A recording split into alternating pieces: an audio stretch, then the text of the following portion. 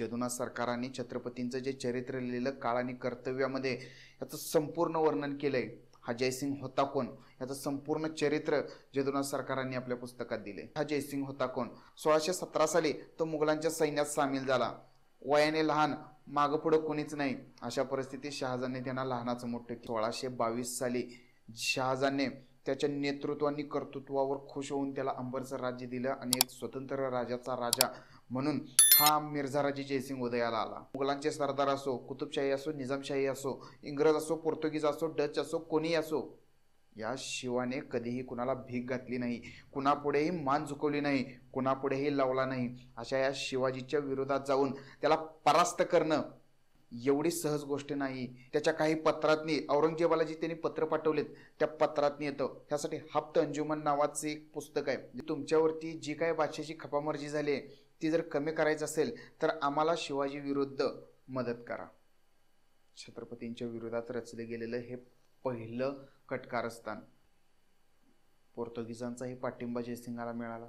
राज्यातल्या राजानं मुघलांची हात मिळवणी केली, कारण त्यांना जे महाराष्ट्रात चाललेलं भोसल्यांचं वर्चस्व आहे ते बघवत नव्हतं। आणि जयसिंगाने जसा काय तुकडा टाकला तसे दोन लोक हे महाराजांच्या विरुद्ध जाऊन जयसिंगाला मिळाले। त्यातलं एक आत्माजी आणि एक कहार कोळी, ज्याचा इतिहासात उल्लेख आढळतो। महाराजांना वाईट वाटलं नाही, कारण फुटणारे लोक आहेत, फुटणार, त्यांना कितीही घाला, जे माझे होऊ शकले नाहीत ते त्याचेही काय होतील हे महाराजांच्या लक्षात आलं होतं।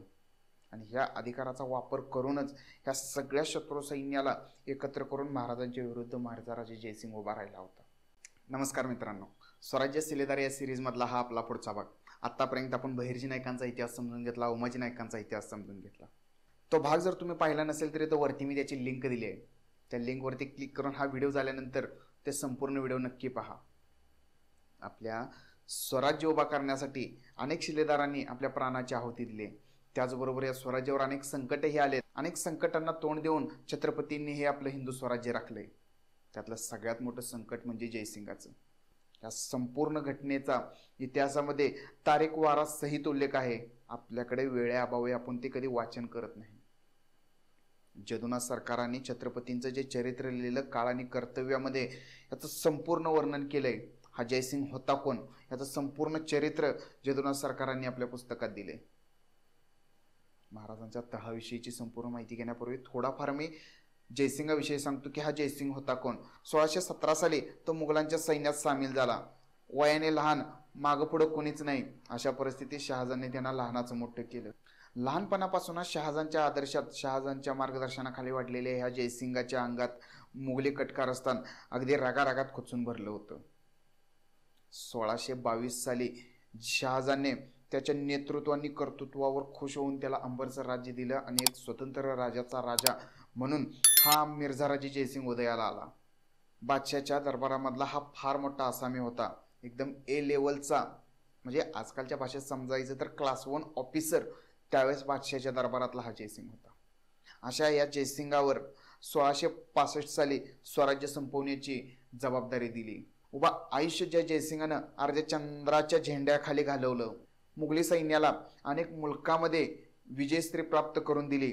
गुणवान आणि कर्तृत्वान मुस्तती धूर्त जयसिंग 1665 साली दख्खनीत उतरला। औरंगजेबानं जाणून बुजून त्याला एका हिंदू राजाच्या विरोधात पाठवलं होतं।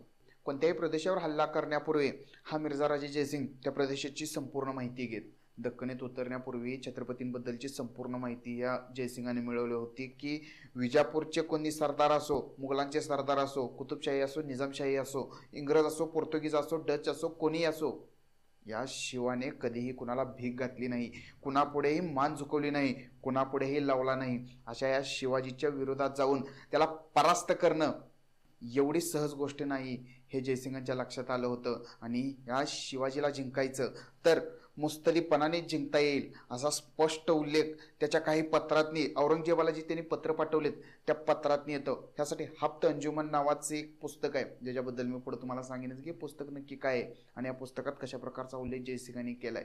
दख्खनीत उतरल्यानंतर जयसिंगांनी जो काय धुमाकूळ महाराष्ट्रात घातला त्याचं संपूर्ण वर्णन पत्राद्वारे त्याने औरंगजेबाला कळवलं आणि ती पत्र आजही उपलब्ध आहेत। छत्रपतींना जेरीस आणण्यासाठी सगळ्यात महत्त्वाचं जयसिंगांनी जो पहिला डाव खेळला तो म्हणजे त्याच्या सर्व शत्रूंना आपल्या बाजूने वळणं. पहिली चाल जयसिंगांनी खेळली ती महाराजांच्या सर्व शत्रूंना एकजूट करण्याची. त्यांनी पहिलं पत्र विजापूरच्या आदिलशहाला लिहिलं. आदिलशहाला सांगितलं की तुमच्यावरती जी काय बादशाची खपामर्जी झाली ती जर कमी करायची असेल तर आम्हाला शिवाजी विरुद्ध मदत करा. छत्रपतींच्या विरोधात रचले गेलेलं हे पहिलं कटकारस्थान.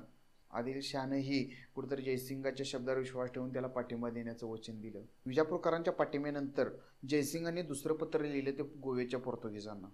पोर्तुगीज ही महाराजांवर कुठेतरी चिडून होते, कारण महाराजांचे सैन्य हे त्यांचे जे वखार आहे त्यावरती हल्ला करून त्यावरती लुटमार करायची आणि त्यावेळेस पोर्तुगीजांकडे आरमारही होतं. पोर्तुगीजांचाही पाठिंबा जयसिंगाला मिळाला. तिसरं पत्र गेलं जयसिंगाकडून जंजिऱ्यावरती झिंजीला. झिंजीनेही मुघलांच्या विरोधात न जाता शिवाजी महाराजांच्या विरुद्ध मुघलांना मदत केली. एवढ्या 3-4 राजांचा पाठिंबा घेऊनच जयसिंग बसला नाही, तर त्यांना कर्नाटकातले जे काही मोठे मोठे जमीनदार आहेत त्या जमीनदाराला पत्र लिहून आम्हाला पाठिंबा देण्याचं, त्याचबरोबर आर्थिक सहाय्य करण्याचंही आव्हान या जयसिंगानं महाराजांच्या विरुद्ध केलं. त्याचबरोबर महाराष्ट्राच्या आजूबाजूलाही काही ठिकाणं अशी होती की जिथं अजूनही छोटी मोठी राज्य चालत होती. त्यातलंच एक जवाहरचं राज्य. या राज्यातल्या राजानं मुघलांची हात मिळवणी केली, कारण त्यांना जे महाराष्ट्रात चाललेलं भोसल्यांचं वर्चस्व आहे ते बघवत नव्हतं. त्यांचं पिढीनं पिढीचं वैर एकमेकाशी होतं आणि हे वैर संपवायचं असेल तर या छत्रपती शिवाजी महाराजांना संपवावं लागेल हे त्या जवाहीरच्या राजाला लक्षात आलं आणि त्यानं महाराजांच्या विरुद्ध जाऊन जयसिंगाशी हात मिळवणी केली.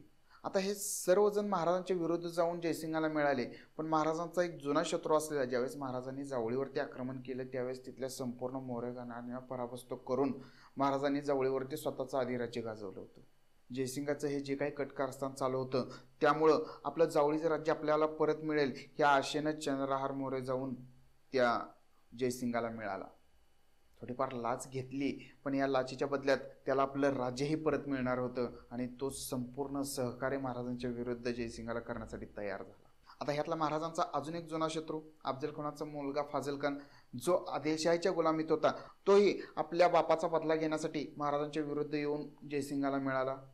फार मोठं कटकारस्थान महाराजांच्या विरोधात शिजू लागलं होतं. तर हे ह्या बाजूचे सगळे राजे तर येऊन मिळू लागले, पण कल्याणच्या बाजूचे जे काही ठराविक प्रदेशातले जे कोळी राजे होते तेही येऊन महाराजांच्या विरुद्ध मिर्झाराजे जयसिंगांना मिळाली. मिर्झाराजे जयसिंगांनी ह्या प्रत्येक जे आजूबाजूची मोठी ठिकाणं आहेत ह्या सगळ्यांनाच पत्र पाठवून मुघलांना सामील व्हा नाहीतर मुघलांची खपामर्जी घ्या अशी पत्र लिहून सगळ्यांनाच एक भीतीचं वातावरण केलं आणि महाराजांच्या विरोधात ही शत्रूंची सगळ्यात मोठी फळी जयसिंगांनी उभा केली. त्याला म्हणतात मुस्तिदीगिरी.